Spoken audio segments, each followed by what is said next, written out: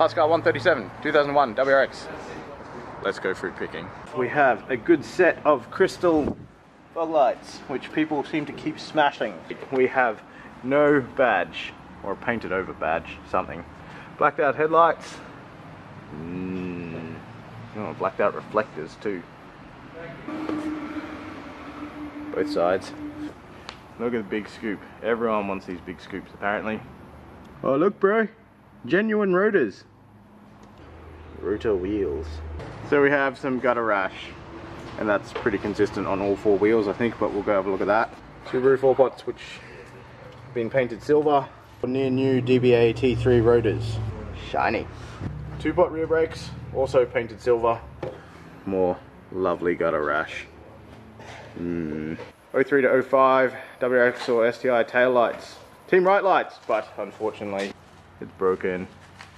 And for those playing along at home, wingless boot lid, but just sealed with plugs. A Canon muffler,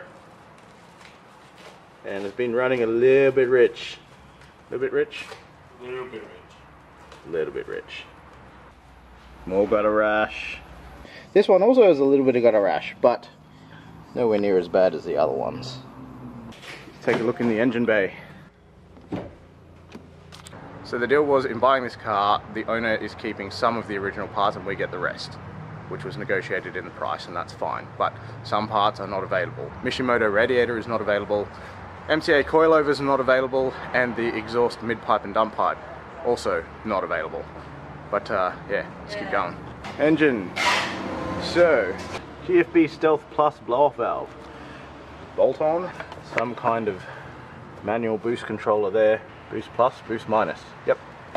No exhaust. Mishimoto radiator, which we're not keeping and is not available, so don't ask. You probably can't see it, but down there is a stainless steel up pipe.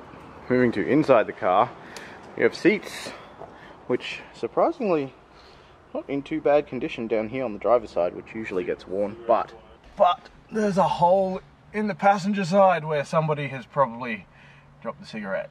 Was not me.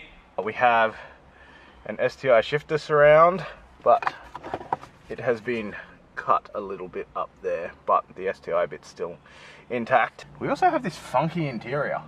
Look at that. The pillars, the roof. Also the under trim over here.